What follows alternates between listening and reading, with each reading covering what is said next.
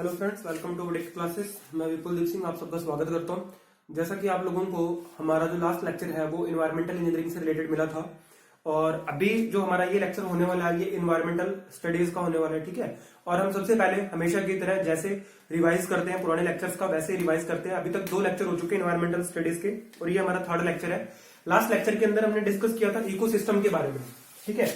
Ecosystem के बारे में हमने कुछ जाना था, कुछ पढ़ा था और फर्स्ट लेक्चर में हमने क्या जाना था कि इकोलॉजी क्या होती है, ठीक है, एनवायरनमेंट क्या होता है और उसके बाद हमने बात करी कि इकोसिस्टम क्या होता है। 3 चीजें हमने पढ़ ली थी। कुछ टेक्निकल टर्म्स से थी जो मैंने आपको इंट्रोड्यूस करवाया था, एंडोजेनस रेस्पिरेशन, स्ट्रेटिफिकेशन वगैरह था, काफी कुछ था, हमने काफी कुछ पढ़ा था, ठीक है। तो चलो स्टार्ट करते हैं, रिवाइज करते हैं। इकोलॉजी के बारे में आपको पता है ना, ये याद रखना, ओइकोस प्लस लोगोस, ठीक है। एनवायरनमेंट के बारे में अगर पूछा जाए तो एनवायरनमेंट क्या होता है? ऑल सराउंडिंग, हमारे जितना भी सराउंडिंग के अंदर हमें जो भी दिखाई दे रहा है, हम फील कर रहे हैं, सब क्या है? एनवायरनमेंट है। अगर मैं बात करूं इकोसिस्टम की तो इकोसिस्टम क्या भैया?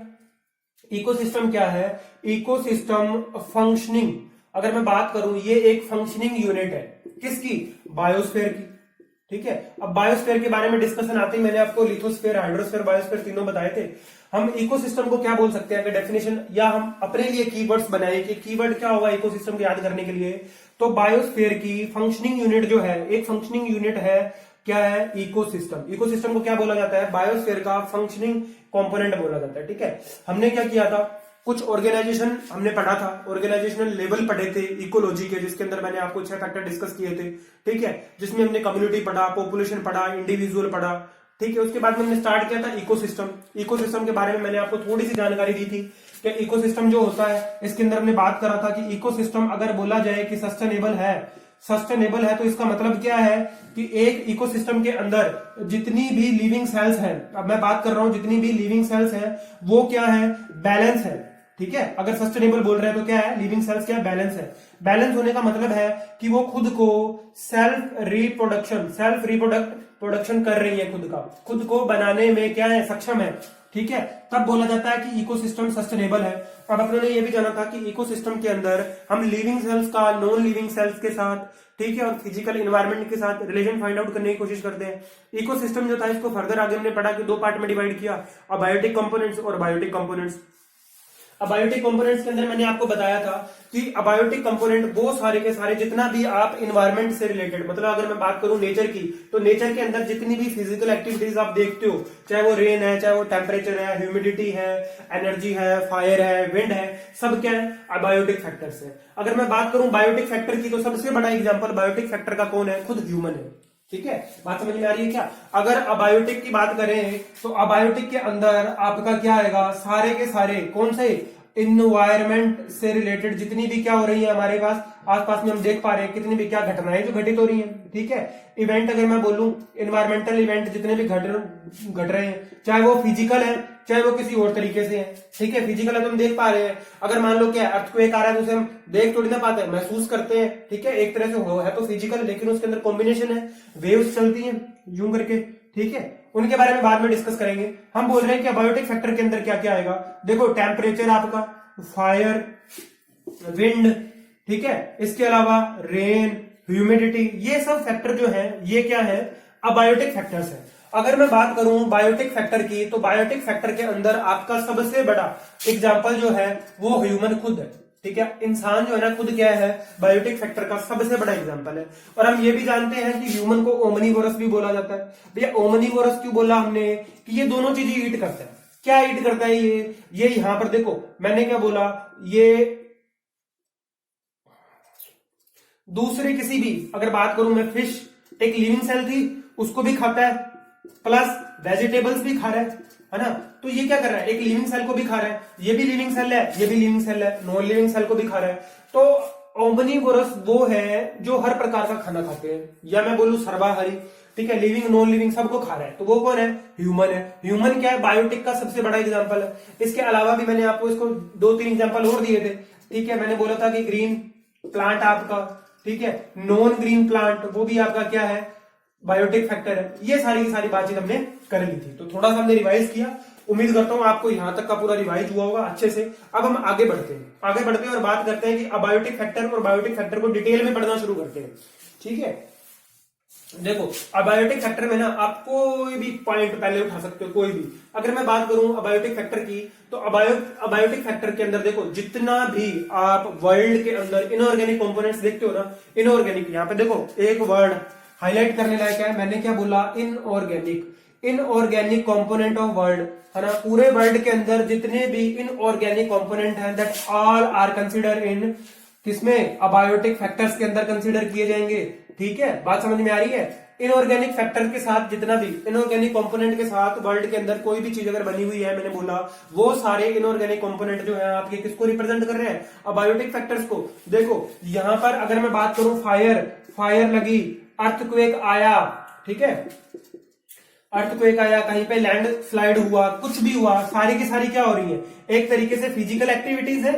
ये सारी की सारी फिजिकल एक्टिविटीज क्या इनऑर्गेनिक है क्या?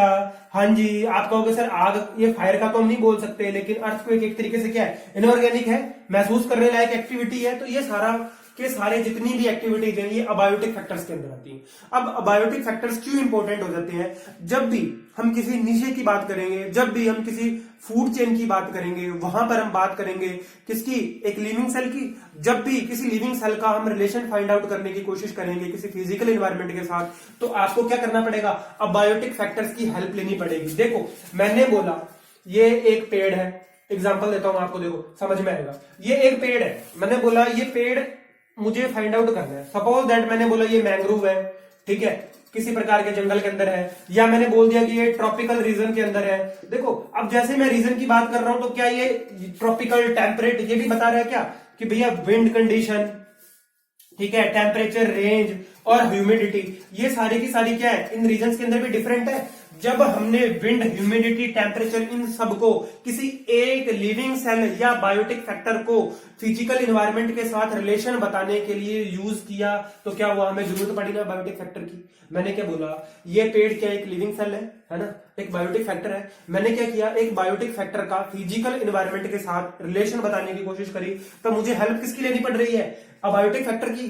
तो मैं ये कह सकता हूं कि बायोटिक फैक्टर से ज्यादा इंपॉर्टेंट मेरे कौन से हैं, अबायोटिक फैक्टर से। ठीक है, यही बात मैं यहां पे समझाने की कोशिश कर रहा हूं कि किसी भी इकोसिस्टम के अंदर जब भी हम किसी एक फूड चेन की बात करेंगे, जब भी हम किसी एक एनवायरनमेंट की बात करेंगे, सपोज दैट मैंने आपको बोला कि आप मरीन लाइफ ले लो, है ना, या मरीन इकोसिस्टम ले लो, या मैं बात करूं फॉरेस्ट इकोसिस्टम ले लो, कोई भी इकोसिस्टम लोगे, जब भी आप किसी भी एक लिविंग सेल को बताने की कोशिश करोगे कि इसका दूसरी लिविंग सेल या नॉन लिविंग सेल के साथ कैसा रिलेशन है, तो आपको अबायोटिक फैक्टर्स की हेल्प लेनी पड़ेगी। इसलिए इकोसिस्टम के अंदर सबसे ज्यादा अगर आपका इंपॉर्टेंट है तो अबायोटिक फैक्टर्स इंपॉर्टेंट है। ठीक है, आगे बढ़ते हैं और बात करते हैं अबायोटिक फैक्टर के अंदर, एक एक लेकर चलते हैं। सबसे पहले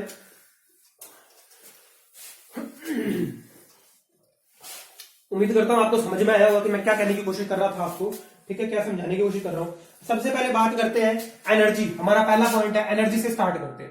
देखो एनर्जी की डेफिनेशन आप छोटी क्लासों में पढ़ चुके हो कि भैया किसी भी कार्य को करने की क्षमता क्या होती है, पावर आपकी क्या होती है। अगर मैंने बोला कि पावर जो है वो एक तरह की एनर्जी है, बिल्कुल है। अगर मैंने बोला कि मैंने कुछ वर्क डन किया, तो क्या एक फिजिकल एक्टिविटी हो रही है। इस फिजिकल एक्टिविटी को रिप्रेजेंट करने के लिए मैंने क्या किया, किसी एक वर्ड को काम में लिया ना, वो वर्ड जो आपकी कार्य करने की क्षमता को रिप्रेजेंट कर रहा है, दैट इज एनर्जी। तो एनर्जी क्या है, देखो ये तो हुई कॉमन जो आप पहले पढ़ चुके हो। यहां पर एनवायरमेंटल स्टडीज के अंदर हमें एनर्जी की डेफिनेशन किस तरह से याद करनी है। देखो एनर्जी क्या, एनर्जी की बात करूं मैं तो भैया सबसे पहले नाम आता है सन का। सन एक ऐसा सोर्स है जो आपको कितना, लिमिटेड सोर्स है, अनलिमिटेड सोर्स है, अनलिमिटेड सोर्स ऑफ एनर्जी है, या मैं यूं कहूं कि ये इनफाइनाइट सोर्स ऑफ एनर्जी है, जो आपको क्या दे रहा है, एनर्जी दे रहा है। एनर्जी दे रहा है किस फॉर्म में दे रहा है भैया, हीट की फॉर्म में दे रहा है। ठीक है, अब अगर मैं बात करूं किसी भी लिविंग सेल की, है ना, लिविंग सेल, जब भी मैंने किसी लिविंग सेल का नाम लिया तो आप ये भी बोलोगे कि सर आप ग्रीन प्लांट ले लो। ठीक है, एक ग्रीन प्लांट के लिए अपना मेन जितना भी एनर्जी कंजम्पशन का काम है वो किससे हो रहा है, एनर्जी कंजम्पशन वो कहां से कर रहा है, ग्रीन प्लांट। एक प्लांट है, ये रहा, दिस इज द प्लांट। अब ये प्लांट है, इसको अपना क्या करना है, फूड बनाना है। ठीक है, अब खुद का इसको फूड बनाना है, ये इंडिपेंडेंट है, फूड बनाना चाह रहा है। फूड बनाने के लिए इसको एनर्जी कहां से मिली, सन से मिली। और जो प्रोसेस से मिल रही है, दैट प्रोसेस क्या होती है हमें पता है, फोटोसिंथेसिस, हम जानते हैं, बचपन से पढ़ते आ रहे हैं, ठीक है। फोटोसिंथेसिस के माध्यम से इस प्लांट ने, एक लिविंग सेल ने, एक बायोटिक फैक्टर ने क्या किया, एक अबायोटिक फैक्टर की हेल्प से अपना फूड प्रिपेयर किया। फूड प्रिपेयर किया इसने, तो क्या मैं इसे प्रोड्यूसर बोल सकता हूं? बिल्कुल जी, इसे आप प्रोड्यूसर बोल सकते हैं। प्रोड्यूसर क्यों बोल सकते हैं? क्योंकि इसने एक अबायोटिक फैक्टर की हेल्प से फूड डेवलप किया। अब इसने खुद खाना बनाया, खुद का, खुद को क्या कर रहा है? सेल्फ नरिशमेंट कर रहा है खुद का, है ना, खुद खाना खा रहा है बना के। और हेल्प किसकी ली? अबायोटिक फैक्टर की। तो क्या मैं इसको एक प्राइमरी सोर्स मान सकता हूं इकोसिस्टम के अंदर? क्या मैं बोल सकता हूं कि ये प्राइमरी है, ये सबसे पहला है, ये प्रोड्यूस करके दे रहा है? एक प्लांट आपको, इसी प्लांट को आपने कंज्यूम किया, इसी प्लांट को एनिमल ने कंज्यूम किया। जब किसी छोटी एनिमल ने कंज्यूम किया तो क्या उसे किसी कंज्यूमर ने खाया होगा? ऑब्वियस सी बात है। अगर हमने इस प्लांट को खाया, मैं यहाँ पे एग्जांपल लेता हूँ गोभी का, आजकल ठंड है, गोभी बड़ी चल रही है ना। गोभी का पौधा है, यहां से गोभी लगी हुई है। गोभी लगी कहां से? फोटोसिंथेसिस हुआ, आप उसको खा गए, तो आप क्या हो? कंज्यूमर हो। और ये क्या है? प्रोड्यूसर है, आपको प्रोड्यूस करके दे रहा है। एनर्जी को किसमें कन्वर्ट कर दिया? इसने आपको एक प्रोडक्ट दिया। अब आप खा गए, आपने खा लिया, ह्यूमन ने खा लिया, एनिमल ने खा लिया, कैटल ने खा लिया। उसके अंदर क्या होंगे? केमिकल रिएक्शंस होंगे। दैट केमिकल रिएक्शन, है ना, किसकी हेल्प से होंगे? केमिकल रिएक्शन भैया, वाटर। बात आ गई ना वाटर की, कि हमारे शरीर के अंदर जो हमें एनर्जी मिलेगी वो कैसे मिलेगी? केमिकल रिएक्शन से मिलेगी। और वो केमिकल रिएक्शन कब पूरी होंगी? जब हम क्या पिएंगे? पानी पिएंगे। पानी पिएंगे तो क्या होगा? हमारी बॉडी का टेम्परेचर मेंटेन रहेगा। पहली बात, टेम्परेचर मेंटेन रहता है हमारी बॉडी का वाटर की हेल्प से। और ये वाटर है कौन भैया? ये अबायोटिक फैक्टर है। फिर आ गया ना, देखो, इन्वायरमेंटल इंजीनियरिंग हो चाहे इन्वायरमेंटल साइंस हो, है ना, चाहे इन्वायरमेंट स्टडी, आप कुछ भी बोल लो, अगर बात यहां से शुरू हुई है ना, तो यहीं पर आकर ही खत्म होगी। ये एक साइकिल है, कंटिन्यूअस साइकिल है जो चलता रहेगा, ठीक है, खत्म नहीं होता ये कभी। हम क्या बात कर रहे थे? एनर्जी की। तो समझ गए आप, एनर्जी एक लिविंग सेल ने, एक बायोटिक फैक्टर ने अबायोटिक फैक्टर की हेल्प से क्या किया? खाना बनाया। और इस बायोटिक फैक्टर को हमने क्या बोला? प्रोड्यूसर। ये मेरा क्या कर रहा है? प्रोड्यूस कर रहा है, मतलब प्राइमरी है ये। इसको हमने क्या किया? कंज्यूम किया। हम अलग अलग लोग, एनिमल भी हो सकता है कंज्यूमर, ठीक है, मनुष्य भी हो सकता है, उसकी बात हम आगे करेंगे। एनर्जी आपको समझ में आया होगा कि इनफाइनाइट सोर्स ऑफ एनर्जी कौन है? सन है, जिसका प्रत्यक्ष या अप्रत्यक्ष रूप के अंदर प्लांट, ह्यूमन सभी क्या कर रहे हैं? इस्तेमाल कर रहे हैं। आप डायरेक्ट हीट लेने बैठ जाते हो क्या? एक एक घंटा धूप में बैठे रहते हो क्या एनर्जी लेने के लिए? नहीं भैया, थोड़ा बहुत देर बैठते हो, 10 मिनट बैठते हो, 15 मिनट बैठते हो। उसके बाद में आप इस एनर्जी को देखो इनडायरेक्ट फॉर्म के अंदर यूज करते हो। कैसे? फूड की फॉर्म में यूज करते हो। फूड कहां से बना? प्लांट से बना। भैया गेहूं कहां से आया? किसी न किसी प्लांट के ऊपर से आया होगा। और उस प्लांट ने क्या कंज्यूम किया? उस प्लांट ने ये सन की एनर्जी का यूज किया। यही समझाना चाहता हूं कि बायोटिक फैक्टर हो चाहे अबायोटिक फैक्टर हो, इस इकोसिस्टम के अंदर जितने भी फैक्टर्स हैं वो सारे एक दूसरे के ऊपर डिपेंडेंट है। सबका एक दूसरे के ऊपर रिलेशनशिप है, ठीक है। आगे बढ़ते हैं। हमारा पहला फैक्टर था एनर्जी। उम्मीद करता हूं आपको बहुत अच्छे से समझ में आया होगा। अगले फैक्टर की तरफ चलते हैं, टेम्परेचर। नेक्स्ट फैक्टर है हमारा टेम्परेचर। टेम्परेचर की बात करते हैं। देखो, मैं ना आपको एक बात बताऊं, जैसे मैं अपनों ने इंपॉर्टेंट डेज वगैरह पढ़े थे ना, उनकी अलग वीडियो बनाएंगे, लेकिन ना बीच बीच में से याद करते चला करो कि 2 फरवरी क्या था भैया? वेटलैंड डे था, ठीक है। खुद से पूछा करो 22 अप्रैल क्या था? अर्थ डे था। ऐसे याद किया करो खुद से, तब बात बनेगी। अब 16 सितंबर, देखो 16 सितंबर क्या? ओजोन। बस ऐसे लिख के याद कर दिया करो। 11 जुलाई क्या होता है? Population day. अब मैं भावनाओं में बह जाऊंगा, मैं साल के पूरे लिख दूंगा, मेरे को बंद करना होगा इसको, ठीक है। मैं आपको एग्जांपल दे रहा था। कुछ भी पढ़ रहे हो तो ना बीच में अगर दिमाग भटक रहा है तो क्या करो? कुछ ऐसा याद करो जिसमें आपको पता चले कि हाँ मुझे याद है अच्छे से, नहीं है। नेक्स्ट पॉइंट है मेरा टेम्परेचर। अबायोटिक फैक्टर है। टेम्परेचर के बारे में बात करते हैं। देखो, इस प्रकृति के अंदर ना, हम बात करें अगर नेचर की, एनवायरमेंट की, तो भैया नेचर के अंदर आपको पता है टेम्परेचर हर जगह पे अलग अलग है। इस पूरे वर्ल्ड की अगर मैं बात करूं ग्लोब पे, तो क्या है? 3 जोन के अंदर हम बांट कर चलते हैं, 3 रेखाओं के अंदर हम बोलते हैं ट्रॉपिक ऑफ कैंसर, ठीक है, इक्वेटर है आपका, 3 रेखाओं के अंदर बांट के चलते हैं। और इस पूरी जो ग्लोब है इसके ऊपर हर जगह पे, हर रीजन पे क्या है? टेम्परेचर की कुछ रेंज है। उस टेम्परेचर की रेंज के हिसाब से अगर अपने बात करें, उस टेम्परेचर के हिसाब से क्या है? हर जगह पे अलग अलग सेल्स हैं। सेल्स लिविंग भी हो सकती हैं, नॉन लिविंग सेल्स भी हो सकती हैं। क्या वो सेल्स इस टेम्परेचर के हिसाब से ही चल पाती हैं, रह पाती हैं? या मैं यूं कहूं कि इस ग्लोब पर या इस दुनिया में, इस वर्ल्ड के अंदर आपको क्या होगा? अलग अलग जगह पर, है ना, अलग अलग सेल्स मिलती हैं। और वो हर सेल्स जो होती हैं वहां पर जो अवेलेबल ऑफ टेम्परेचर रेंज है उसके हिसाब से सर्वाइव करती हैं। मैं यूं तो नहीं कह सकता कि एक डेजर्ट इकोसिस्टम के अंदर, डेजर्ट इकोसिस्टम की बात करूं मैं तो वहां पर क्या होता है प्लांट, है ना। अगर मैं फ्लोरा और फौना की बात करूं, फौना की, तो वहां पर क्या कैक्टस है। क्या कैक्टस एक ऐसी जगह पर हो सकती है जहां पर पहाड़ है? नहीं हो सकता ना। देखो डेजर्ट इकोसिस्टम का जो प्लांट है आपका कैक्टस जो है वो किस टेम्परेचर रेंज के लिए है भैया? वो मेरा 40 डिग्री सेंटीग्रेड से अबव के लिए है, वो वहां पर इसीलिए हो रहा है। और जब माइनस में टेम्परेचर जाएगा तो क्या -2 या -3 तक सर्वाइव कर जाता है? कर जाता है, बिल्कुल कर जाता है। आप जाके देखो डेजर्ट पे, डेजर्ट पे आपको कैक्टस मिलेगी हमेशा। देख लो 40 डिग्री से ऊपर टेम्परेचर होता है, 50 के आसपास पहुंच जाता है तब भी होती है, माइनस में चला जाता है तब भी, क्योंकि वो ऐसी एडवर्स टेम्परेचर रेंज के लिए बना है। तो मैं ये कहना चाहता हूं कि टेम्परेचर ऐसा अबायोटिक फैक्टर है जिसके हिसाब से इस नेचर के अंदर अलग अलग जगह पर अलग अलग सेल्स ने खुद को डेवलप किया, बनाया खुद को, और उसके हिसाब से ढालकर वहां पर क्या कर रही है? अपना नरिशमेंट कर रही है। नरिशमेंट को ना अपने इन्वायरमेंट के अंदर ना यहाँ पे देखो ये बोलेंगे ट्रॉफ, ये बोलेंगे, ये वर्ड ना आपको बहुत काम में आएगा अभी थोड़ी देर बाद, ठीक है। मैंने आपको पहले बता दिया। तो टेम्परेचर के अंदर इतना ही डिस्कस करना है हमें। देखो अलग अलग इकोसिस्टम के अंदर अलग अलग टेम्परेचर रेंज क्या होगी? अलग अलग होगी, अलग अलग फ्लोरा होगा, अलग अलग क्या होंगी? प्लांट स्पीसीज होंगी, अलग अलग ट्रीज की स्पीसीज होंगी, अलग अलग क्या होंगे? एनिमल्स होंगे, सारे के सारे क्या अलग अलग टेम्परेचर के हिसाब से सेट हो रहे हैं। तो ये अबायोटिक फैक्टर्स की लिविंग सेल्स के ऊपर डिपेंडेंसी को दर्शाता है और कुछ नहीं है। नेक्स्ट आगे बढ़ते हुए बात करते हैं रेनफॉल की। थर्ड हमारा फैक्टर है रेनफॉल। मैं ये क्यों समझा रहा हूं? देखो ये समझाने से ना आपको ना अंडरस्टैंडिंग मिलेगी। अंडरस्टैंडिंग किसके लिए मिलेगी? जो आगे आने वाला हमारा टॉपिक है इकोसिस्टम की जो टाइप्स है उनके अंडरस्टैंडिंग में आपको हेल्प मिलेगी इन फैक्टर से। आपको समझ में आएगा कि एक्चुअल में ऐसा हो क्यों रहा है। अगर मैंने मरीन इकोसिस्टम के बारे में बात करी तो डेजर्ट इकोसिस्टम और मरीन इकोसिस्टम दोनों क्या है? सेपरेट है। दोनों के अंदर क्या होगी? अलग अलग प्लांट, अलग अलग सेल्स होंगी, अलग अलग ऑर्गेनिज्म होंगे, ठीक है। तो ये बात कर रहा हूं मैं, इसलिए समझा रहा हूं। देखो रेनफॉल की बात करें, आप जानते हो कि वाटर जो है सबसे बड़ा सोर्स है किसके लिए? केमिकल रिएक्शन के लिए। भैया कोई भी ऑर्गेनिज्म जो है, कोई भी लिविंग सेल है, वो अपना फूड जो है उसको एनर्जी में कन्वर्ट कैसे करेगी, है ना। मैंने आपको बोला, मैंने आपको एक चपाती दे दी, ठीक है। अब इस एक चपाती से आप क्या डायरेक्ट एनर्जी ले लोगे क्या? फिर तो आप क्या करते हैं, 10 एक रोटियां हाथ में लेते और सर रख के सो जाते हैं, बोले सर एनर्जी मिल गई।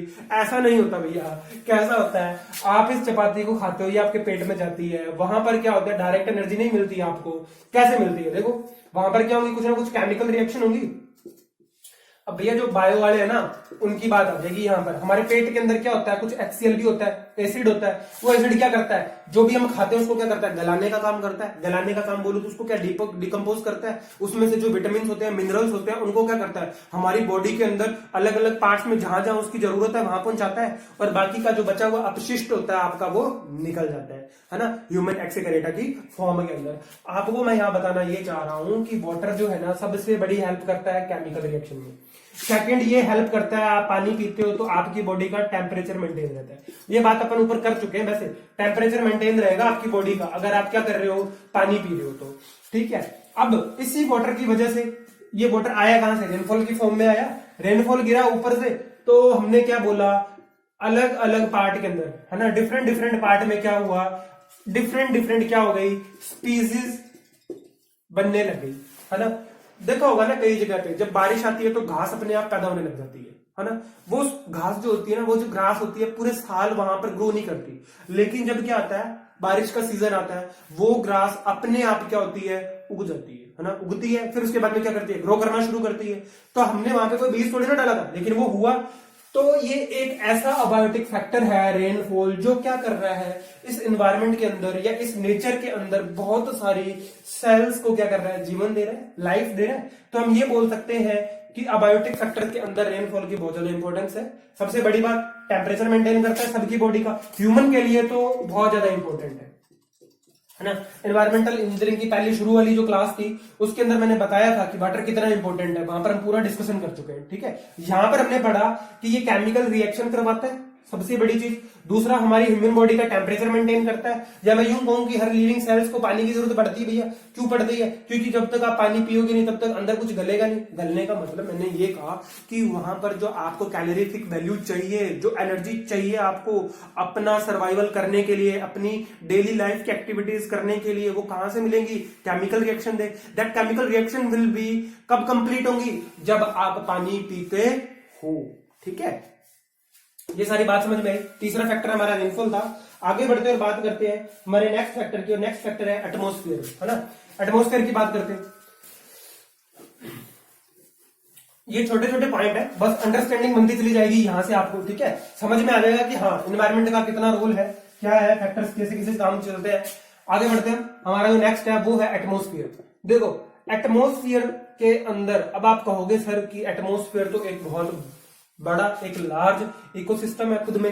अगर हम बात करें एटमॉस्फेयर, हम बात कर रहे हैं तो देखो यहां पर आप कहोगे सर बहुत सारी गैसेस का क्या है, मिक्सचर है ना। ये जो मिक्सचर है क्या ये रिस्पॉन्सिबल है?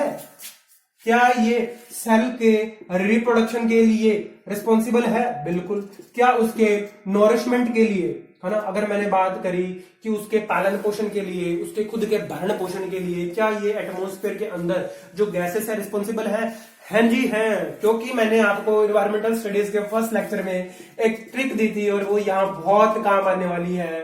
देखो भैया ऑटोट्रॉफ, मैंने क्या बोला था आपको कि जो आपका ऑटोट्रॉफ है ना, ऑटोट्रॉफ, ये जो ऑटोट्रॉफ है ना, ये क्या कर रहा है? नाइट्रोजन को कंज्यूम कर रहा है। और देखो अभी हमने बात करी थी प्लांट की, मैंने आपको बताया था कि कोई भी प्लांट या कोई भी पेड़ है वो क्या है? एक प्राइमरी, अगर मैं बात करूं तो क्या एक प्राइमरी प्रोड्यूसर है ना। अगर ये प्रोड्यूसर है तो क्या इसने, इस ये जो प्लांट है इसकी रूट्स जो है या ट्री है, इसकी जो रूट्स हैं, क्या उन्होंने कहीं से नाइट्रोजन कंज्यूम किया होगा? क्या बिल्कुल किया होगा।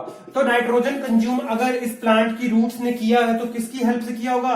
भैया किसी ना किसी लिविंग सेल की हेल्प से किया ना, दूसरी लिविंग सेल की हेल्प से। और वो मेरी लिविंग सेल कौन सी है? ऑटोट्रॉफ। आपको याद रखना है ऑटोट्रॉफ वो बैक्टीरिया है जो नाइट्रोजन खाता है। मैंने आपको बताया था, नाच न जाने आंगन टेढ़ा। ऑटोट्रॉफ ने क्या किया? नाइट्रोजन कंज्यूम किया, और नाइट्रोजन जो कंज्यूम हुआ इस प्रोड्यूसर के अंदर कहां से पहुंचा? इसकी रूट्स से। रूट्स ने नाइट्रोजन कहां से लिया? भैया सॉइल से लिया। सॉइल से इसकी रूट्स के अंदर नाइट्रोजन पहुंचा कैसे? ऑटोट्रॉफ की हेल्प से। तो क्या यहां पर एक लिविंग सेल का दूसरी लिविंग सेल के साथ रिलेशनशिप मिल रहा है? क्या यही तो एनवायरमेंट है, यही बात आपको पढ़नी है। नेक्स्ट बात करते हैं। देखो ये ऑटोट्रॉफ जो था इसने क्या किया? खाना बनाया। खाना क्या बनाया? प्लांट को नरिशमेंट किया। भैया फोटोसिंथेसिस हो रहा है, लेकिन फूड कहां से मिल रहा है? फूड तो नीचे से मिल रहा है ना, रूट से मिल रहा है। भैया ऊपर से क्या मिल रहा है? देखो दो प्रोसेस होते हैं, एक होता है इवेपोरेशन, एक होता है ट्रांसपिरेशन, और तीसरा होता है जाइलम और फ्लोएम, है ना। ये काफी बड़ा टॉपिक है अपने आप में, अगर मैंने पढ़ाना शुरू कर दिया तो। बस आप इतना जान लो कि सॉइल से जो मिनरल्स हैं, या मैं बात करूं नाइट्रोजन की, नाइट्रोजन इसकी रूट्स में पहुंचा किसकी हेल्प से? ऑटोट्रॉफ की हेल्प से पहुंचा। तो एटमॉस्फेयर के अंदर जो गैसेस हैं वो एक लिविंग सेल क्या कर रही है? दूसरी लिविंग सेल को दे रही है उसका फूड बनाने में। और उसके बने हुए फूड को कौन खा गया? ह्यूमन खा गया, हम लोग खा गए। गोभी लगी पौधे पे, हम खा गए। गाजर लगा, हम खा गए, हमने कुछ नहीं छोड़ा। ठीक है, अब अगर ये क्या है? यहाँ पे फोडर है। फोडर भी तो भैया एक क्या है? प्लांट ही तो है। अब फोडर चारा है, इसको कौन खा गया? कैटल खा गया, शीप खा गई, गोट खा गई, सब लोग खा गए। तो कुल मिला के बात ऐसी है कि एनवायरनमेंट के अंदर आप जितने भी फैक्टर्स पढ़ोगे सब एक दूसरे के ऊपर डिपेंडेंट है।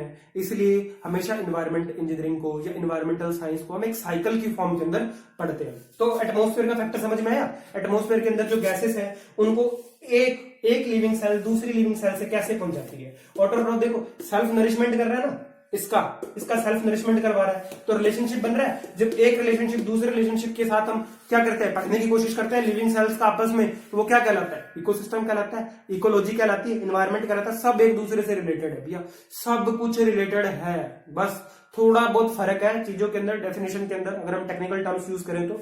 बाकी सारा सेम कंटेंट है। एटमॉस्फेयर समझ में आया? आगे बढ़ते हैं, बात करते हैं गैसेस की। देखो पता है क्या है, मैं ना अभी मेरे को ना कुछ बच्चे कह रहे हैं कि सर आप ना सिलेबस स्लो चला रहे हो। देखो हम ना बहुत सारा टॉपिक एक साथ कवर करके चल रहे हैं, बात ये है, इसलिए आप लोगों को लग रहा है कि सिलेबस धीरे चल रहा है। अगर आप एक साथ इसे ना कोलैबोरेट करके देखोगे ना तो आपको लगेगा कि हाँ सिलेबस हो रहा है, सही में हो रहा है। देखो इन्वायरमेंटल इंजीनियरिंग के अंदर ना आप रो क्वालिटी पैरामीटर पे पहुंच गए हो, इसके बाद में ना ट्रीटमेंट आएगा क्वालिटी पैरामीटर के बाद में, ठीक है। और जो हम इन्वायरमेंटल स्टडीज पढ़ रहे हैं यहाँ पर आपको पता है क्या पढ़ना है, सबसे बड़ा टॉपिक जो है ना वो अपने आप में इकोसिस्टम ही है, ठीक है। इकोसिस्टम आपने पढ़ लिया ना तो इन्वायरमेंटल स्टडीज का आपका 70% सिलेबस खत्म है। क्यों? क्योंकि इसके बाद में बचता क्या है, इकोटोन, बायोम, नीशे, ये सब छोटे छोटे पॉइंट्स हैं, ठीक है, जो मेरे को बताने हैं। सिर्फ इकोसिस्टम सबसे बड़ा पार्ट है, तो आप मुश्किल से मेरे हिसाब से 6 या 7 लेक्चर अपने बनेंगे इन्वायरमेंटल स्टडीज के, दैट इज सफिशिएंट। इससे ज्यादा नहीं पढ़ना है, मत खोलकर बैठो आइए शंकर किताब, आपको इतना पढ़ने की जरूरत नहीं है। अगर बात करूं लास्ट टाइम के एग्जाम की, चाहे जूनियर साइंटिफिक ऑफिसर का एग्जाम हो, चाहे जूनियर इन्वायरमेंटल इंजीनियर का एग्जाम हो, इन्वायरमेंटल स्टडीज से क्वेश्चन ही नहीं पूछा गया। अब आप कहोगे सर कि आप क्यों पढ़ा रहे हो, भैया आप लोगों ने शोर मचाया कि सर इन्वायरमेंटल स्टडीज पढ़ा दो, वरना मैंने तो इन्वायरमेंटल स्टडीज शुरू ही नहीं करी थी। पिछली बार क्वेश्चन नहीं आया, इस बार की गारंटी नहीं है, इस बार की गारंटी कोई नहीं दे सकता कि इस बार क्वेश्चन आएगा या नहीं आएगा। वो निकाल के पूछ सकता है, इकोटोन पूछ ले, बायोम पूछ ले, इकोसिस्टम पे कुछ पूछ ले, ठीक है, कुछ भी पूछा जा सकता है, क्योंकि वहां पर लिखा हुआ है बेसिक्स ऑफ एनवायरनमेंट। जब बेसिक्स ऑफ एनवायरनमेंट की बात आती है तो ये पूरा सिलेबस पढ़ना इंपॉर्टेंट हो जाता है। अपने को ज्यादा नहीं पढ़ना, 20 पेज का कंटेंट है जो तैयार हो चुका है नोट्स की फॉर्म के अंदर। आपको लेक्चर 6 से 7 मिलेंगे लास्ट, इससे ज्यादा लेक्चर नहीं बनाऊंगा मैं इन्वायरमेंटल स्टडीज के। हम हमारा फोकस करेंगे इन्वायरमेंटल इंजीनियरिंग पर और मिसलेनियस टॉपिक्स पे, ठीक है। अब आगे बढ़ते हैं और बात करते हैं नेचुरल गैसेस की। देखो नेचुरल गैसेस जो है ना, अगर हम बात करें तो एटमॉस्फेयर के अंदर कई सारी गैसेस हैं, जिनमें आपने देखा कि ऑक्सीजन जो है सबसे इंपॉर्टेंट है। ऑक्सीजन इंपॉर्टेंट क्यों था? जब फोटोसिंथेसिस होता है ना, जो हमारे क्या है प्राइमरी प्रोड्यूसर। प्राइमरी प्रोड्यूसर मैंने किसको बोला? अगर मैं प्रोड्यूसर बोल रहा हूं या प्राइमरी प्रोड्यूसर बोल रहा हूं तो किसको बोल रहा हूं? प्लांट को बोल रहा हूं। एक प्लांट का फोटोसिंथेसिस जो है किसकी प्रेजेंस में होता है भैया? ऑक्सीजन और कार्बन डाइऑक्साइड, CO2। बस उल्टा कॉम्बिनेशन है ना। जो चीज हम छोड़ रहे हैं वो प्लांट क्या कर रहे हैं? ले रहे हैं, इतनी सी बात है। इसलिए तो हम जो छोड़ते हैं क्या होता है? CO2। उस CO2 को कंज्यूम कौन करता है? प्लांट करता है। इसलिए तो बोला जाता है कि ज्यादा से ज्यादा प्लांट लगाओ ताकि CO2 क्या हो जाए? कंज्यूम हो जाए और ग्रीन हाउस इफेक्ट क्या हो जाए? कम हो जाए। भैया एक पेड़ अगर जिंदगी में लगाओगे ना, आप जितना CO2 छोड़ रहे हो ना पूरी जिंदगी का, आपका एक पेड़ ही बहुत है। 4 लोगों के बराबर वैसे वो CO2 कंज्यूम कर जाता है, तो CO2 कंज्यूम कर जाएगा। अर्थ का टेम्परेचर मेंटेन रहेगा, बहुत जरूरी है, प्लांटेशन किया करो, ठीक है। तो प्राइमरी प्रोड्यूसर कौन है? प्लांट। इनको क्या जरूरत पड़ी? CO2 की और ऑक्सीजन की, तो 2 गैसेस तो यही काम आ गई। तीसरा अगर मैं बात करूं N2 की, नाइट्रोजन। रूट के अंदर पहुंची कहां से? किसकी हेल्प से? ऑटोट्रॉफ की हेल्प से पड़ी। तो हमने ये बोला कि इस एटमॉस्फेयर के अंदर जितनी भी गैसेस है या मिक्सचर ऑफ गैसेस जो है, उन सब का यूज जो है एक लिविंग सेल के भी काम में आता है और नॉन लिविंग सेल के भी काम में आता है। That's why this is the important factor to study in the ecosystem. बात समझ में आ रही है? इकोसिस्टम के अंदर स्टडी करना हमारे लिए बहुत इंपॉर्टेंट है। अब बायोटिक फैक्टर्स हैं गैसेस, ठीक है। मैं उम्मीद कर रहा हूं कि आपको सब कुछ समझ में आ रहा होगा। और प्लीज आप लोग ना, जो लोग भ्रम फैला रहे हैं, अब आप कहोगे कि सर आप बोलते क्यों हो दूसरे चैनल्स के बारे में? अरे मुझे कोई मतलब नहीं है किसी से, ठीक है, कौन क्या पढ़ा रहा है, लेकिन मैं ये बता रहा हूँ जो लोग भ्रम फैला रहे हैं ना कि इन्वायरमेंटल स्टडीज की इतनी इतनी मोटी मोटी किताबें पढ़ लो, इतनी इतनी मोटी, अरे भैया क्वेश्चन ही नहीं आ रहे। पिछली बार तो आया ही नहीं, इस बार भी आया तो बेसिक्स से ही आएगा। इन्वायरमेंटल स्टडीज के अंदर आपको 50 लेक्चर देखने की जरूरत नहीं है। मैं 6 से 7 लेक्चर दूंगा, 20 से 25 पेज के आपके नोट्स होंगे, ठीक है, खत्म। 20 पेज का मतलब है दोनों साइड के पेज गिन रहा हूं मैं। टोटल अगर आप सिंगल शीट मान रहे हो ना, 10 से 12 पेज के नोट्स होंगे, सफिशिएंट, मोर देन सफिशिएंट। इससे ज्यादा पढ़ना नहीं है। इन्वायरमेंटल स्टडीज को टाइम वेस्ट नहीं करना है। एयर नॉइज पोल्यूशन इंपॉर्टेंट है, ये इंपॉर्टेंट है, वो सब हम पढ़ेंगे, ठीक है। आगे बढ़ते हैं, बात करते हैं बायोटिक फैक्टर्स की। देखो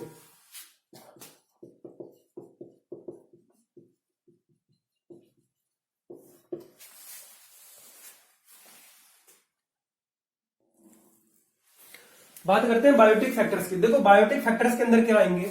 बायोटिक फैक्टर्स के अंदर जितनी भी आपकी लिविंग सेल्स है ना, जितनी भी आपकी लिविंग सेल्स है उनका रिलेशन क्या होगा? नॉन लिविंग सेल्स के साथ बनेगा, ना चाहते हुए भी बनेगा भैया। क्योंकि अगर मैं बात करूं एक प्लांट की, बार बार मैं एग्जांपल प्लांट का ले रहा हूं, उसने भी क्या किया? सेल्फ नरिशमेंट किया, तो उसे जरूरत किसकी पड़ी? नॉन लिविंग सेल्स की पड़ी। या मैं यूं कहूं कि अबायोटिक फैक्टर्स की हेल्प की जरूरत पड़ी। Sun, primary source of energy, infinite source of energy, अगर मैं बोलूं सन है, तो फोटोसिंथेसिस किया प्लांट ने, तभी तो खुद का नरिशमेंट किया, और उसके नरिशमेंट होने के बाद में कंज्यूमर ने उसको खा लिया। बात कर रहे हैं बायोटिक फैक्टर्स की। बायोटिक फैक्टर के अंदर हम वो सारी के सारी लिविंग सेल्स को पढ़ेंगे, या उन सारे बायोटिक फैक्टर्स को पढ़ेंगे जिनका डायरेक्टली या इनडायरेक्टली रिलेशन है किनके साथ, नॉन लिविंग सेल्स के साथ, या फिर मैं यूं कहूं नॉन लिविंग सेल्स तो बायोटिक में भी आ सकती हैं, या फिर मैं यूं कह सकता हूं जिनका रिलेशन है किनके साथ, अबायोटिक फैक्टर्स के साथ। बायोटिक फैक्टर में हम उन्हें पढ़ने वाले हैं। देखो बायोटिक फैक्टर को ना 3 पार्ट्स के अंदर डिवाइड किया गया। सबसे पहले तो बोला गया कि प्रोड्यूसर, जो प्रोड्यूस कर रहा है दैट इज प्रोड्यूसर। सेकंड बोला गया इसको कंज्यूम जो करेगा वो क्या होगा, कंज्यूमर होगा। भैया जब तक एक फैक्ट्री से प्रोडक्शन नहीं होगा, फैक्ट्री मैंने आपको यहाँ पे किसको बोल दिया, प्लांट को बोल दिया, जब तक प्लांट खुद क्या करेगा, डेवलप नहीं करेगा, खुद का नरिशमेंट नहीं करेगा, तो आपको ये फ्रूट कैसे देगा, वेजिटेबल कैसे देगा। वो खुद का नरिशमेंट करेगा, किसकी हेल्प से नरिशमेंट किया, ऑटोट्रॉफ की हेल्प से किया। ऑटोट्रॉफ ने उसको क्या दिया, नाइट्रोजन दिया। भैया नाइट्रोजन खाने वाला बैक्टीरिया ऑटोट्रॉफ, कार्बन खाने वाला बैक्टीरिया हेटेरोट्रॉफ। ठीक है, अभी ये काम में आएंगे। ये ट्रिक ना आपको बार बार ये कहने पे मजबूर कर देगी कि हाँ हमें कहां से पढ़ना है, बड़ी क्लासेस से पढ़ना है। ठीक है, अब देखो कंज्यूमर आता है सेकंड पोर्शन, और थर्ड पोर्शन जो आपका आता है ना वो आते हैं डीकम्पोजर्स। तीनों के तीनों ना आपको बहुत इजीली समझ में आ जाएंगे। अगर मैं बात करूं प्रोड्यूसर की, तो हम काफी देर से बात कर रहे हैं घूम फिर के प्लांट की। प्लांट क्या एक लिविंग सेल है, और इस लिविंग सेल ने क्या किया, अबायोटिक फैक्टर की हेल्प से, ये रहा प्लांट, ये रहा पेड़, अबायोटिक फैक्टर सन, ठीक है, सन की एनर्जी का यूज किया। अगर मैं बोलूं हीट यहां से मिली इसको, इस एनर्जी को यूज किया और क्या किया, फूड बनाया। तो मैं यहां लिख सकता हूं कि प्लांट क्या है, सेल्फ नरिशमेंट कर रहा है खुद का, सेल्फ नरिशमेंट करता है खुद का, है ना। तो इनको क्या बोलते हैं, प्राइमरी प्रोड्यूसर बोलते हैं। प्राइमरी प्रोड्यूसर है, खाना खुद बना रहे हैं। और बाकी सारे के सारे कंज्यूमर और डिकम्पोजर्स जो है वो किसके ऊपर डिपेंड है, प्रोड्यूसर के ऊपर डिपेंड है। और जो प्रोड्यूसर है वो क्या है, सेल्फ नरिशमेंट करता है खुद का खाना खुद बनाता है। क्या इसे मैं इंडिविजुअल बोल सकता हूं, बिल्कुल जी मैं इसे इंडिविजुअल बोल सकता हूं। आपने ऑर्गेनाइजेशन ऑफ इकोलॉजी के अंदर एक स्टेप पढ़ा था, या उसके कंपोनेंट पढ़े थे, मैं बताऊं आपको, इंडिविजुअल पढ़ा था। इंडिविजुअल कौन है, वो इंडिविजुअल सेल है जो खुद का खाना खुद से बना रही है, खुद का नरिशमेंट खुद से कर रही है। ठीक है, अब देखो यहाँ पे ना इसको ऑटोट्रॉफ ने क्या किया, सिर्फ नाइट्रोजन दिया, बाकी का काम तो खुद से कर रहा है। भैया इस एनर्जी को इसने खुद ने कंज्यूम किया, और इसके अंदर कंज्यूम की हुई एनर्जी के प्रोडक्ट को क्या किया, कंज्यूमर ने खाया। अब कंज्यूमर जो था, जब ये खत्म हुआ तो इसको किसने किया, डिकम्पोज ने खत्म कर दिया, और वापस किसमें कन्वर्ट कर दिया, नाइट्रोजन के अंदर। और फिर वो नाइट्रोजन कहां पहुंच गया, ऑटोट्रॉफ के पास, और उसने क्या दे दिया इसको, प्लांट को दे दिया। तो ये एक साइकिल है, चलता चला जाता है। ठीक है, तो प्रोड्यूसर की बात आपको समझ में आई। प्रोड्यूसर कौन है, एक प्लांट जो क्या कर रहा है, सन की एनर्जी का क्या कर रहा है, डायरेक्ट यहां पर खुद कंज्यूम कर रहा है, यूज कर रहा है, और उसके द्वारा यूज करी हुई उस हीट या उस एनर्जी का जो फल है भैया, जो फ्रूट और वेजिटेबल्स हैं, उनको किसने खाया था, कंज्यूमर ने। ये सारी बात हमने किसमें करी है, प्रोड्यूसर में बात करी है। ठीक है, तो प्रोड्यूसर आपको समझ में आया होगा। प्रोड्यूसर ऐसी सेल्स का कॉम्बिनेशन है, या वो सब के सब मेरे सेल्स प्रोड्यूसर के अंदर आएंगे जो खुद का क्या कर रहे हैं, सेल्फ नरिशमेंट कर रहे हैं, जो इंडिविजुअल है। ठीक है, बात समझ में आ रही है क्या, खुद का खाना खुद से बना रहे हैं। ग्रीन प्लांट्स आपके क्या है, प्रोड्यूसर है। नेक्स्ट हम पढ़ते हैं, कंज्यूमर की बात करते हैं। देखो कंज्यूमर क्या होता है, कंज्यूमर भी ना 2 तरीके के हैं। एक ग्रीन प्लांट है, उस ग्रीन प्लांट को एक कैटल ने खाया तो वो भी कंज्यूमर है। अब जो ग्रीन प्लांट है उसमें से किसी प्रोडक्ट को क्या किया, ह्यूमन भी क्या है, कंज्यूमर है। अब नेक्स्ट चीज देखो क्या होता है, ये जो कैटल था, इस कैटल को किसी और ने खाया तो वो क्या हो गया, वो सेकेंडरी कंज्यूमर हो गया। बात समझ में आ रही है क्या। नेक्स्ट पॉइंट जो हमारा है ना वो क्या है, कंज्यूमर। और कंज्यूमर को मैंने आपको बताया 2 पार्ट के अंदर। ठीक है, ये प्लांट है, ठीक है, ये प्लांट जो है इसे क्या किया, मैंने बोला कि एक एनिमल ने एक ह्यूमन ने इस प्लांट के प्रोडक्ट को खाया। ठीक है, एक तरह से उसने क्या किया, इस प्लांट को यूज किया। तो ये क्या है, ये है प्राइमरी कंज्यूमर हो गया। बात समझ में आ रही है क्या। अब इसी प्लांट को डायरेक्टली एक कैटल भी खा सकता है, एक कैटल ने खाया, ये भी क्या है, प्राइमरी कंज्यूमर है। बात समझ में आ रही है क्या, ये दोनों क्या है, प्राइमरी कंज्यूमर है। अब ये कैटल जो है ये मर गया, ये डेड हो गया। ये डेड हुआ तो इसको क्या किया, खा लिया किसी और ने। या मैं यूं बात करूं कि कोई छोटा सा ऐसा जीव है या कोई ऐसी सेल है जिसने इस प्लांट को कंज्यूम किया और उस सेल को क्या कर दिया आगे। बात करें लोमड़ी की, फॉक्स ने खा लिया। बात करें ह्यूमन की, तो हम भी खाते हैं। कौन किसको खाते हैं? हम खाते हैं फिश को। ऐसे और भी हैं, किसको खाते हैं? हम शीप को भी खा जाते हैं भैया, गोट को खा लेते हैं, गोट है ना। आप लोग बोलते हो गोट, चिकन, ये सब खाते हो ना आप। ये सब क्या है? बीज का पार्ट है जिन्होंने क्या किया, किसी न किसी प्लांट को यूज किया। अब इनके यूज किए हुए को जब ये मर गए, डेड हुए, तो उसे किसने खा लिया? अब ह्यूमन की बात करें, ह्यूमन, फॉक्स और कॉकरोच, देखो तीनों के तीनों क्या है? ओमनीवोरस है। ओमनीवोरस, बात समझ में आ रही है क्या? है ना, समझ में आ रही बात। ये जो गोट थी इसने प्लांट को खाया, ठीक है, ये तो खाएगी ना, पक्का है ना, गोट तो खाएगी। अब ह्यूमन है, ये भी इसका प्रोडक्ट को खा सकता है, ह्यूमन इसे भी खा सकता है। और ह्यूमन ने देखो, गोट ने इसको खाया, ह्यूमन इसको भी खा जाएगा, ह्यूमन इसको भी खा जाएगा। तो ह्यूमन तो है ना सारे प्रसाद की जड़ी है। ठीक है, बात समझ में आ रही है आपको। प्राइमरी कंज्यूमर किसको बोला मैंने? प्राइमरी कंज्यूमर वो है जो डायरेक्ट इस प्लांट का यूज कर रहे हैं, ठीक है। और सेकेंडरी कंज्यूमर कौन से हैं? सेकेंडरी कंज्यूमर कौन से? आपके फॉक्स, ह्यूमन, कॉकरोच, जो किसी ना किसी का फ्लश खा रहे हैं। फ्लश बोले तो मैंने क्या, बकरी का मांस खा गया, मुर्गे का मांस खा गया, फिश को खा गया, तो वो क्या हो गया? ओमनीवोरस हो गए। तो देखो कॉकरोच, ह्यूमन और फॉक्स तीनों क्या है? ओमनीवोरस है। और ये क्या कहलाते हैं? सेकेंडरी कंज्यूमर भी कहलाते हैं। जहां पर मैंने देखो प्राइमरी कंज्यूमर किस फॉर्म में लिखा है, जब ह्यूमन ने प्लांट को खाया तो प्राइमरी कंज्यूमर है। लेकिन अगर ह्यूमन ने किसी के फ्लश को खाया, किसी लिविंग सेल के फ्लश को खाया, तो वो कहां चला जाएगा? सेकेंडरी में चला जाएगा। तो बात ऐसी है, मैंने फिक्स नहीं किया कि ह्यूमन जो है प्राइमरी है और या सेकेंडरी, ये दोनों जगह पे आ सकता है। अगर डायरेक्टली कंज्यूम कर रहा है तो प्राइमरी कंज्यूमर है, अगर उसने किसी कंज्यूम किए हुए को कंज्यूम किया तो क्या हो? सेकेंडरी कंज्यूमर हो गया। लेकिन फॉक्स और कॉकरोच ये दोनों क्या है? सेकेंडरी कंज्यूमर है। कैटल, कैटल क्या है? प्राइमरी कंज्यूमर है। जब ये मर गई तो इसको कौन खा गया? फोकस खा गई, फॉक्स खा गई, सॉरी फोकस अलग चीज होती है। तो कंज्यूमर की बात करी हमने, आपको समझ में आया होगा कि कंज्यूमर्स कौन से हैं। कंज्यूमर आपके क्या होते हैं? हेट्रोट्रॉफ, हेट्रोट्रॉफ, ठीक है। और ये जो हेट्रोट्रॉफ है ये क्या खाते हैं? मैंने आपको ट्रिक के अंदर बताया था, कार्बन खाते हैं। ये आपको बहुत काम आने वाली है, मैं खुद की तारीफ खुद नहीं कर रहा, ये काम आपको बहुत आने वाली है। देखो कार्बन कौन खा रहा है? हेट्रोट्रॉफ खा रहे हैं। जिन लोगों ने क्या किया, इस प्लांट को खाया, ये प्लांट क्या है? एक ऑर्गेनिक सेल है, इसके अंदर एनर्जी है, केमिकल रिएक्शन हुई होंगी कुछ ना कुछ।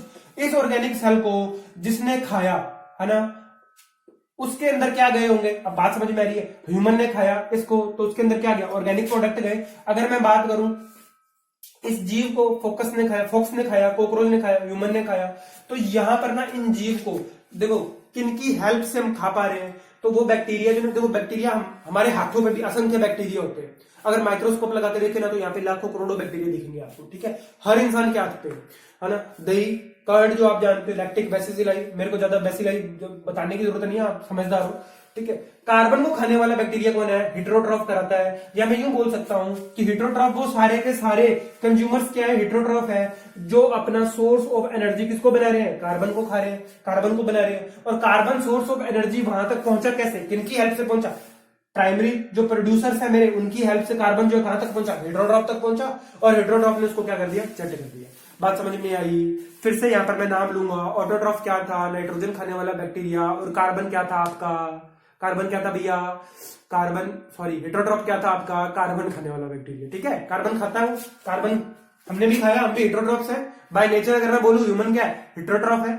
और ऑटोट्रॉफ कौन है? जो नाइट्रोजन को कहां पहुंचा रहे हैं? प्लांट तक पहुंचा रहे हैं, उसकी रूट्स तक पहुंचा रहे हैं। तो बात समझ में आई आपको? कंज्यूमर। इसके बाद में अगर मैं बात करूं डिकम्पोजर्स की, तो डिकम्पोजर्स वो सारे के सारे लिविंग सेल्स, ठीक है, क्या है? डिकम्पोजर है, जो इन सब का खत्म होने के बाद में क्या कर रहे हैं? भक्षण कर रहे हैं, छोटा छोटा बना रहे हैं। मैंने आपको एग्जांपल दिया था काउडंग केक का, उसके ऊपर मैंने आपको बताया था कि एक पूरी की पूरी जो कवर लग जाता है, किसका? एक सेल्स का कवर लग जाता है ना। वहां पे हमने बात करी थी, वहां पर मैंने आपको बताया था कि डिकम्पोजर्स जो है उसको, गोबर को क्या कर रहे हैं? डिकम्पोज कर रहे हैं। किसमें कन्वर्ट कर रहे हैं? नाइट्रोजन में कन्वर्ट कर रहे हैं। और वो नाइट्रोजन जो फर्दर है उसको किसने दिया? ऑटोट्रॉफ ने। और कहां पहुंचा दिया? प्लांट तक पहुंचा दिया। तो क्या बन गया? एक साइकिल बन गया क्या? बस यही बात मैं आपको समझाना चाहता हूँ, ठीक है।